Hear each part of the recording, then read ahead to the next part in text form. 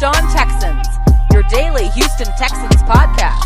Part of the Locked On Podcast Network, your team every day.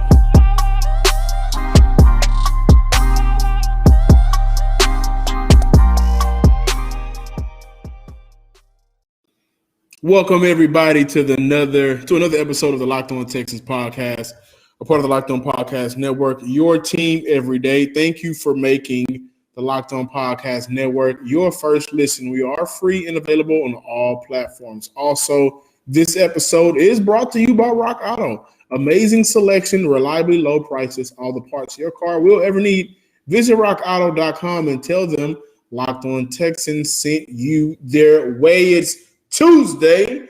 Got to talk about the Houston Texans. I'm super excited. You guys have been raving in the YouTube comments. Keep them subscribers rocking and rolling, baby. I'm your boy, Johnson, Sports Guy Hickman. And, of course, to my side, my brother in this sports world, Cody M. Davis. Cody, go ahead and give them the rundown for today's show. Let's hop on to Talking Texans. Yes, sir. And on this Tuesday installment of Locked On Texans, John and I are actually going to give our flowers and probably do a little moonwalking on our criticism of Davis Mills, because despite the performance from the coaching staff and the special team, Davis Mills played a phenomenal game against the New England Patriots. And of course, look, me and John, we do a lot of talking, but that's one thing about us. We are happy to admit when we are wrong. We're happy to do some moonwalking when talking about Davis Mills. And then we're going to close out this latest installment of Locked On Texans by looking at the weird situation that's brewing between Charles Omenihu and the Houston Texans, because for those of you guys who do not know, Charles Omenihu was a healthy scratch for Sunday's game against the New England Patriots, and it seems like he is one of the few players who could be out of the door off of 6'10" and Kirby sooner rather than later.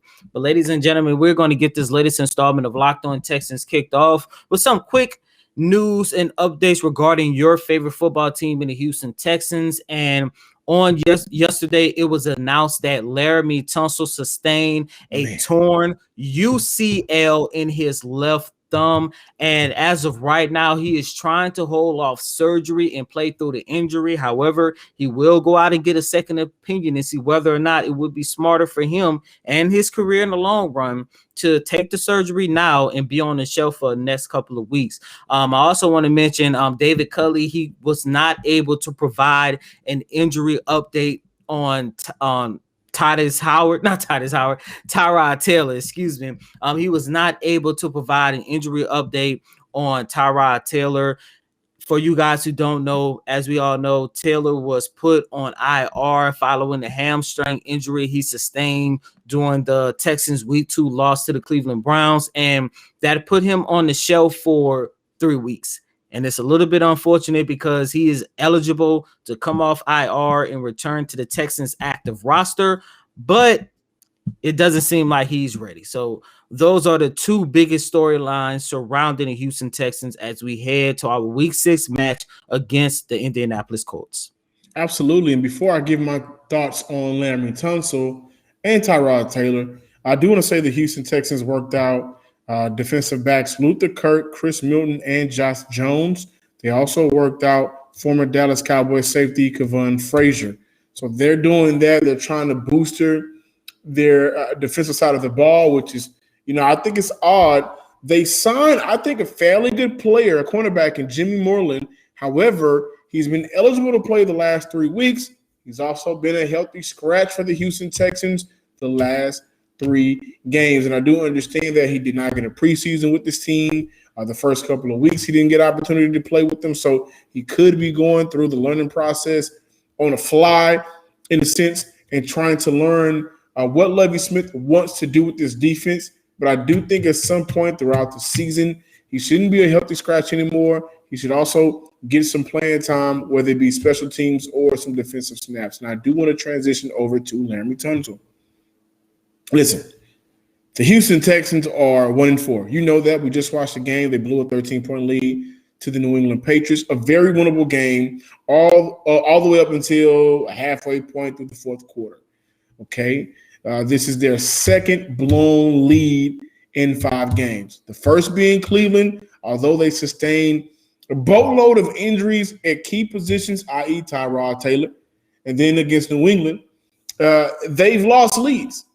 Coaching has been, I wouldn't say horrible, but the coaching has been very suspect. I know, Cody, we can go back and forth. I think horrible is what Matt Nagy has been doing. Horrible is what maybe some of the other coaches around the league has been doing. I just think they've been getting out-coached. But if I'm Laremy Tunsil, I'm Laremy Tunsil, more so, I come back and play if I'm Laremy Tunsil. But if I'm the Houston Texans, I don't rush you. And this is a situation where what are we actually playing for? Well, right now, what it seems like through the course of the first 5 weeks, it seems as though the Houston Texans have been playing for evaluation purposes. You don't need to evaluate Laremy Tunsil. We know that he's a top 5, arguably a top 5 left tackle in the NFL. You don't need him to advocate or go out there and prove whether or not he's worth coming back here. If the Houston Texans move on from Laremy Tunsil, it's simply because they feel like they're going to be able to get better in the rebuilding process, not because he's not worth playing. Okay? So if I'm Houston, go ahead and take your time. Go ahead, get healthy. We'll be able to see what other players can do. Houston did also go out and sign Cole Toner, who spent time with Houston throughout the preseason. So he was signed to the practice squad.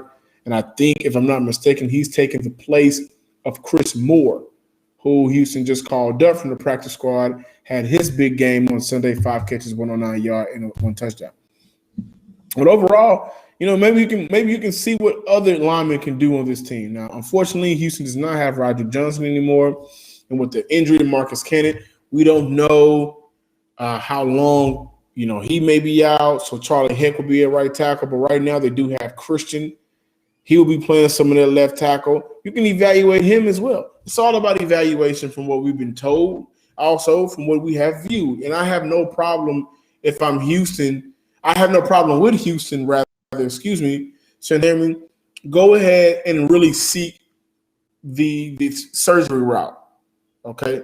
Especially if you go into a game on Sunday against the Indianapolis Colts and you find yourself in another situation. The Colts are not a very good team.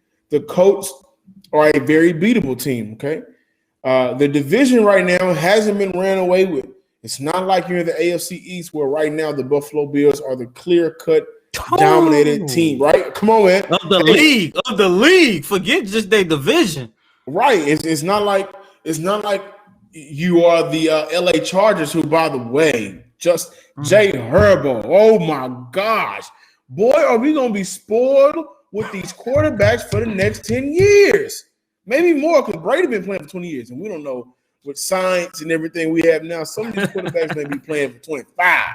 Okay, but it's not like you're in one of those divisions where the clear-cut winner has already ran off with it. Okay, Tennessee isn't that great right now. They're out a bunch of players. Their offensive line has been, atrocious at times. Their defense has been very suspect. They're also out without Julio Jones and AJ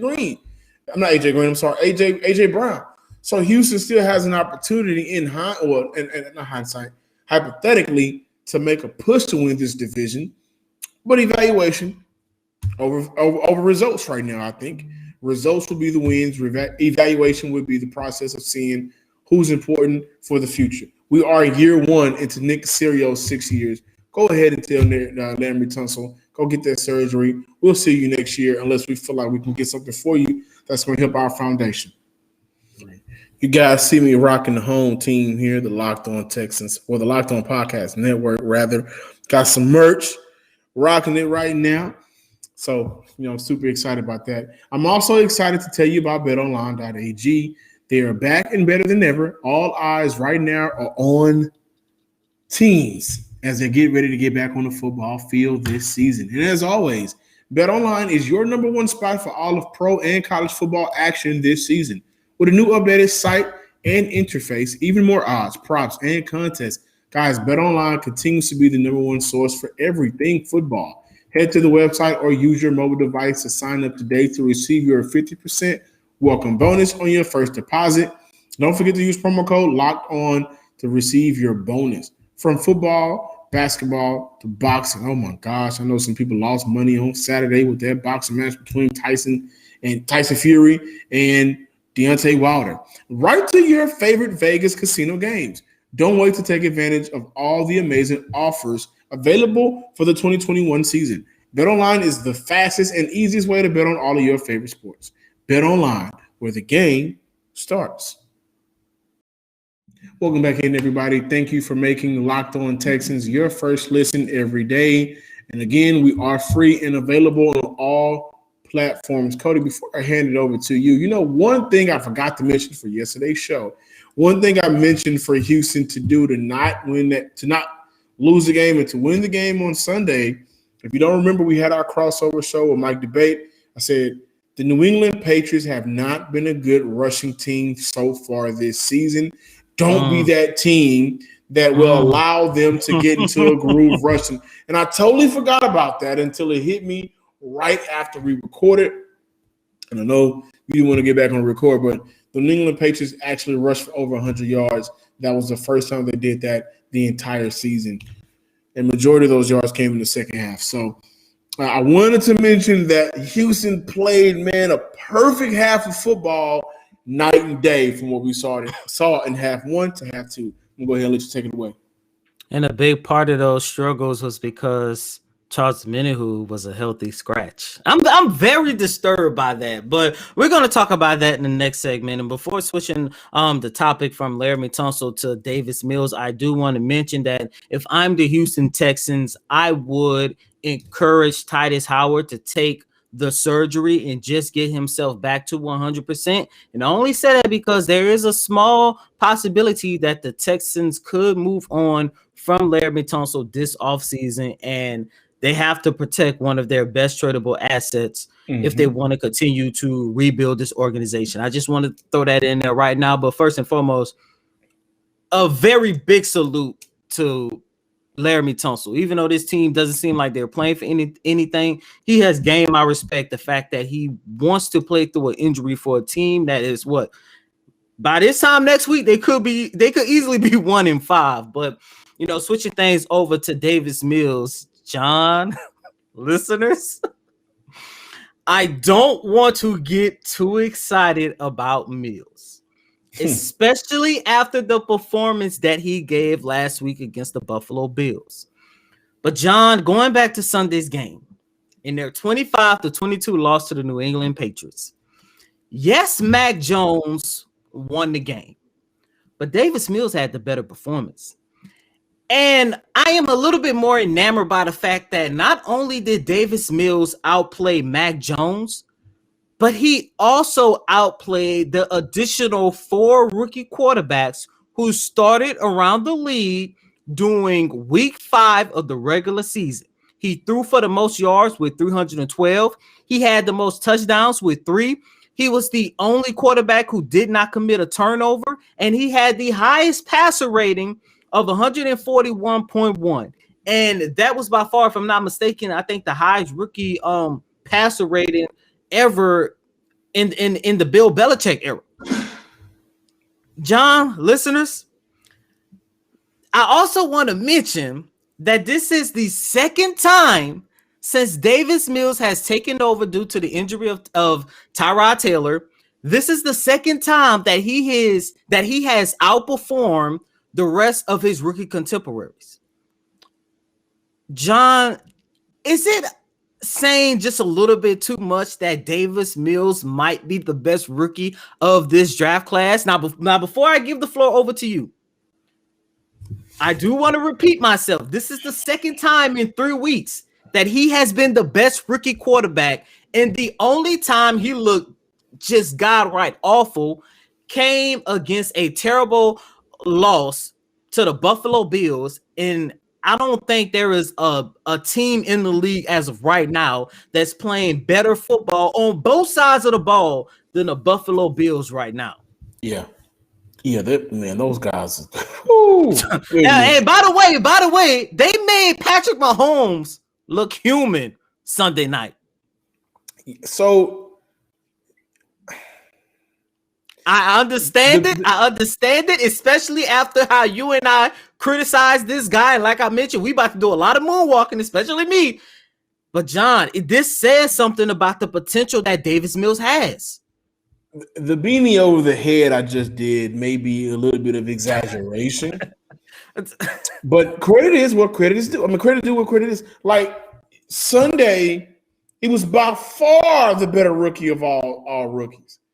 Trevor Exactly. Lawrence, Justin Fields, who had some flashes on Sunday with Chicago. Zach Wilson continues to be a big ass question mark. Right, what he continues to be. Who's the other rookie I'm missing? Trey Lance. Trey Lance, who I think had a very good game. He's in a weird situation right now because he wasn't. Mm-hmm. I don't think he was a quarterback that they traded up for to play immediately. Even though, I mean, you traded up a lot for him, so I think he's in a weird situation. He's in one of those. I think he's one of those Colin Kaepernick, Alex Smith situations, and it's kind of funny because it's with the 49ers. And when we look at Mac Jones, who had an amazing touchdown drive to go ahead and get the lead on Sunday. I mean, go ahead and tie the game up on Sunday. But what I saw to Davis Mills was a quarterback that was finally comfortable with what he's been presented with. Mm-hmm. I saw a quarterback that actually had an opportunity to get more and more time and reps with his OC. And I think on Sunday, they made his job a lot easier. Flea Flicker, that was a great play. Great play call. And then he had the great throw to Conley. And then he was able to make plays on the move out the pocket, which is something that we wanted to see because we saw a little bit of it, and not in preseason, but during practice. But his coaches and players, more so the players, raved about his sneaky athleticism. And so this is a league in today's 2021 type of league. Your quarterback has to have legs. No matter it doesn't matter if they're running for 10 to 15 yards.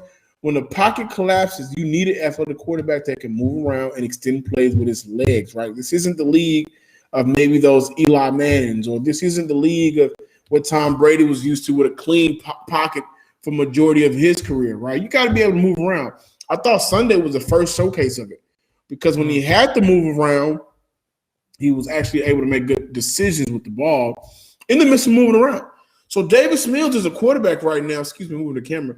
Davis Mills is a quarterback right now. After Sunday's lawsuit, you go into a game against Indy, and I can't wait to talk about that. We're going to have the oh my gosh, we're going to have a crossover with Evan. Oh, that's the guy who said the Texans were going to go 0-17. And all I can say is he better be happy Tyrod Taylor got hurt, because I think we could be looking at a situation where the Texans could be 3-2. And in the lead for the division or tied. But, overall, I think Davis Mills deserves his flowers. Mm-hmm. And we should be proud of him. Whether or not he's going to be the quarterback of the future or not. And I'm of the mindset of this. His performance on Sunday bought him another game. Excuse me. Right? Because we know Tyrod Taylor's coming back. And here's the funny thing about Tyrod Taylor. You guys forget his contract incentives. I believe he's only due to make $4.5 million. His incentives 4.5 or 5.5. Right. His incentives can get him up to $12.5 million. So in Houston's case, it's more favorable to them to say, okay, hold on now. Some of these incentives, which I'm sure had a lot to do with playing games, we know he's helped the last couple of years, or the lack thereof because of bad timing in situations like his time in LA, numbers, and all that's going to come into a case. I'm sorry. So that's another reason why they may not want to rush him back. Hey, man, we're not trying to pay you all that money. But overall, without a shadow of a doubt, your third-round quarterback that you drafted for a reason, you still needed to fill that void at quarterback because of the legal situations with Deshaun Watson, and because you were unable to find another quarterback. And, of course, your first-year GM and head coach, they're going to want to have a quarterback or they own the mold. That's just how it is, unless they inherit a Deshaun Watson team. He just ain't here. So he bought himself another game. He bought himself the opportunity to say, wait a minute, hold on, pause. Let me continue to learn. Let me continue to get comfortable. Let me continue to have those one-on-one opportunities with Pep Hamilton and learn the NFL, right? Let me continue to learn this team and the strengths of this team. And I got to tell you, the difference that I saw, and I'm raving this up because I think he deserves a lot of credit, the high point ball that he threw to Conley, to only where Conley, who if you don't remember him from Georgia, he was able to make those plays in Georgia when he was healthy. Those are the type of plays that Conley we had been wanting to see out of Conley. At least I wanted to. Putting that ball to where only he can get it and nobody else. That's the type of progression that we love to see out of Davis Mills. I'm not going to rush Tyrod Taylor back. I'm also not going to rush to just completely say this team is yours for the rest of the season, but he bought himself a couple of more games. And John, I know you love to play the one he did to Chris Conley, but my favorite play of Davis Mills yesterday was the 67-yard touchdown bomb that he threw to Chris Moore. And that was a game where we actually saw him use his athleticism rolling out of the pocket once that pocket started to collapse and connect with Chris Moore on that touchdown pass. And, going back to my statement, just starting to get the sense of whether or not the Texans do have the best rookie quarterback throughout the 2021 draft class so far. If you take out the game against the Buffalo Bills and you just take a look at his start from the second half against the Cleveland Browns, of course, the game against the Carolina Panthers, who I still believe he could have done a lot more if David Culley and Tim Kelly actually trusted him a little bit more. But I did understand where they was coming from because there was a shorter week, playing the game on Sunday, then being thrown out there on a Thursday night prime time. And looking at the game that took place on Sunday, this is Davis Mills' numbers when you take out the game against the Buffalo Bills. This is a guy who has thrown for 582 yards, completing 65% of his passes, 5 touchdowns, and 1 interception. That is better than Justin Fields, Zach Wilson, Mac Jones, Trey Lance, and of course, the quote-unquote best quarterback prospect since Andrew Luck, Trevor Lawrence. I don't want to get too ahead of myself. I know some of the listeners might look at me and say, oh my God, Cody, what the hell? Last week you was calling him the worst quarterback in franchise history. And yes, that is true. But like I say, I'm a moonwalk on my statement and say Davis Mills has something special. And if I take a look at what he was able to do against in 3 of the 4 games that he played in, especially considering once again that the one game he looked terrible came against a team that might win the Super Bowl this year, I think I'll take my chances with Davis Mills. For the rest of the season or just for the next couple of games is the question. I would have to say I'm only going to give it until let's wait and see what he's going to do against the Los Angeles Rams. Okay. I think if Davis Mills can hold his own, and I think if I'm not mistaken, if I remember the schedule correctly, I think our next 3 games go Indy, Rams, and Arizona. It goes if Davis Mills. You mixed it, so it's Indy, Arizona. Indy, Arizona. Rams, okay. So let me flip that then. Let's see what he's going to do against Arizona. If Davis Mills can hold his own, let's say 2 out of the next 3 games, because now you got to take into consideration that Laremy Tunsil might not be a part of those games. He might be on the sideline, and that's going to hurt this offensive line. But if Davis Mills can look just as good, in some cases, let's say even better than what he's been doing the first couple of weeks of taking over for Tyrod Taylor, I'm sorry, Tyrod, but it looks like you might have another situation where you're going to be replaced by a rookie quarterback yet again. And that is going to hurt me the day I have to come on Locked On Texans and report that. Or write it on Texans Wire USA Today, whichever one comes first. I love how he plugged himself right there. Way to plug yourself, Cody. I really like it. Writing for USA Today, working for the Locked On Texans, covering the Houston Texans, everything that you do. I love it. Continue to plug yourself. And guys, I'm going to plug something that's going to make your life easier. That's Rock Auto. With the ever-increasing numbers of makes and models, it's now impossible for your local chain auto parts store to carry everything that you need. Why endure often pointless or seemingly intimidating questioning? Questions like, is your Odyssey LX or an EX. Hey, guy, I just want my part, and I just want to be out of here, okay? You don't want to answer all these questions and then go into a place where they're going to choose the only brand their warehouse happens to carry. When you have the computer access with you have the computer access to rockauto.com at home and in your pocket. Save time and money when using Rock Auto.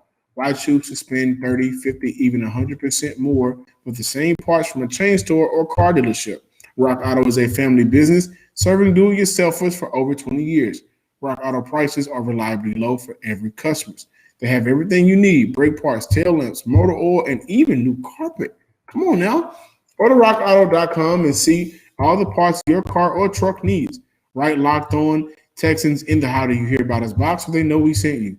Amazing selection, reliably low prices, all the parts your car will ever need. rockauto.com. Making Locked On Texans your first listen every day. Now make your second listen the Peacock and Williamson NFL podcast. Brian Peacock and former NFL scout Matt Williamson give you the expert NFL analysis in less than 30 minutes. It's free and available on all platforms. Welcome back in, ladies and gentlemen, to this Tuesday installment of Locked On Texans. And it's time for us to talk about the next weird situation that's going on with this organization, and that's what is going on between the Texans and Charles Omenihu. Now, once again, as I mentioned earlier on in the show, Charles Omenihu was a healthy scratch for Sunday's 25-22 loss to the New England Patriots. And after the game, David Culley said that the reason why Charles Omenihu was a healthy scratch was because he wanted to give more playing time to Jordan Jenkins and start, I think, starting on the right side of the defensive line, if I'm not mistaken, it was either Jonathan Grenard or Jacob Martin. One of those two guys was starting on the opposite end. But, John, I looked at that statement that David Culley said, and I'm actually going to call BS on that, because I do believe if Charles Omenihu was playing on Sunday, then maybe, just maybe, the Texans could have got more out of that defensive line, and we would be sitting here talking about a win for the Houston Texans. And I do believe a weakened defensive line is part of the reason, a small reason, but it's part of the reason why the Texans did not have an opportunity to win that game on Sunday. But this Charles Omenihu situation is getting weird by the day. And if you guys haven't noticed, Omenihu snaps for this season versus last season and the year before is starting to dwindle. And Saturday, I assume Charles Omenihu got the news that he would not be playing Sunday's game against New England. Saturday night, he found Deshaun Watson's tweet from January. Remember that tweet when Deshaun Watson said, "I was on the 2, now I have taken it to a 10"? I remember. He retweeted that. And Charles Omenihu also tweeted, and it's now deleted, that it doesn't matter what goes on, I know my talent and God got me, somewhere along those lines. And I have been told that there has been a disconnect growing between Charles Omenihu and the Houston Texans. And John, when I take a look at what's going on with Zach Cunningham, we just finished talking about the possibility of the Texans. You know, they're most likely going to flirt around with the idea of shopping Laremy Tunsil. Charles Omenihu is another guy. It seems like his days as a Houston Texan is numbered. Because when I take a look at Omenihu, and we talking about Nick Caserio going out there and playing guys that can be vital to their rebuilding process and keeping guys around that's going to be important to that, Charles Omenihu should be one of the top names on this list. And it's very weird knowing that you have a guy, a defensive lineman, who has showcased time and time again that he has the potential. Look good in preseason. Look good in that first game against Jacksonville, even the game against the Cleveland Browns. The last 3 games, he has not been given the right amount of opportunities. And John, I know Omenihu is your boy, but he's going to be gone sooner rather than later. I'm not surprised. And I'll tell you why. I think Houston is in a position where I keep repeating it, man, that they're just looking at evaluation. But once again, And how can you evaluate when you have a guy that he could be very valuable to this rebuild? I think Houston took their time to figure if he is or not. I know in the last couple of games, I look at Jonathan Grenard, who's gotten more snaps in the last couple of games, right? Jonathan Grenard, in the 2 times that Grenard had over 50 snaps, 50% of the snaps, he had a sack in. I think Jonathan Grenard is a player that Houston may look at. Maybe he fits his team a little bit more. Because Omenihu, as good of a player he can be, is he a DN? Is he a D tackle? What do you want to do with him? How do you want to use him and his ability? And what we're seeing is this team is really based on what Nick Caserio envisions, and maybe he's just not in his plans. Now, Martin is a guy they should keep around. Grenard is a guy they should keep around. Unfortunately, we haven't been able to see that much of Ross Blacklock, so I think that his relationship or him staying around is going to be a key with him and Lovie Smith's relationship. I think Lovie Smith, he has to grow to Lovie Smith's liking so Lovie can vouch for him.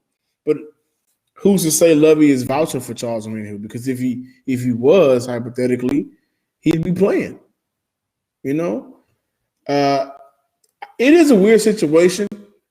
I don't like how Houston is in a position where, Houston has just been kind of pushing players to the side and kind of catering a little bit more to the players that they may have more of a relationship as far as with the coaching staff. And don't forget fitting the culture of the team. Whatever that means. And I got to tell you something, man. Name me one Super Bowl, because you play this game to win Super Bowls. Mm-hmm. Name me one Super Bowl team that didn't have the imperfect locker room guy. And he's coming from a team where they had quite a bit of questionable people coming through their locker room. So right, and I think we can always point to Aaron Hernandez if I'm looking at the New England Patriots, but the key person that I always point to when we look at the connection between New England and Houston and this culture fit, guys, they brought back LeGarrette Blount. He won. They brought him in. They won the Super Bowl. Left. He went to Pittsburgh.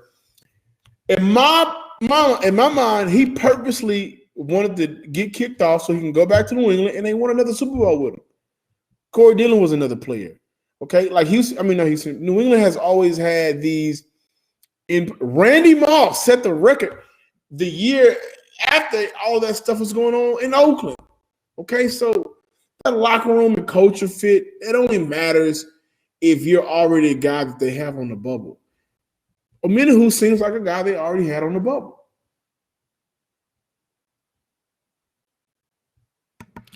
It's just a strange situation to me, John. It is. And at this point, I'm not going to be surprised by the next roster move that the Texans make. As a matter of fact, I think we are 22 days away from the trade deadline, and after the release of Anthony Miller, along with the shocking trade of Bradley Roby, you talking about 2 roster moves that nobody saw coming. Anything can happen at this point, especially considering the fact that, as we keep mentioning, this is a team in a prelude of a rebuild that is evaluating development. They are evaluating just trying to find players who could be a part of this rebuilding process versus winning. I'm Johnson Sports Guy Hickman. Thank you for checking out today's episode, and make sure you subscribe to the Locked On Texans podcast on YouTube. Follow us on Twitter at Locked On Texans. Keep commenting. Tomorrow, Cody, when we start off our show, can we dedicate time to going through some of these comments? I mean, these guys are taking time out, commenting and supporting the show. We are up over 200 subscribers, so keep that number going up. But we love you guys, man. So continue to check us out. We're going to continue to rock with you, continue to rock with us. I'm Johnson Sports Guy Hickman. And as always, I'm your host, Cody Davis. Please remember to follow me on Twitter at CodyDavis_24. Once again, that's Cody, COTYDAVIS_24. As a matter of fact, John, let's just do that to open up the show tomorrow, because tomorrow, if everything stays the same, we will have Aaron Wilson on the show tomorrow, which means we'll have 2 great segments with him. So let's just open up the show with him, letting the listeners and the viewers hear their voices heard here on Locked On Podcast Network. And I just want to throw that in there because this is basically how John and I come up with topics. There's always one idea that we expand off of. There we go. Until tomorrow, ladies and gentlemen, Bulls on parade with the fade. We'll see y'all later.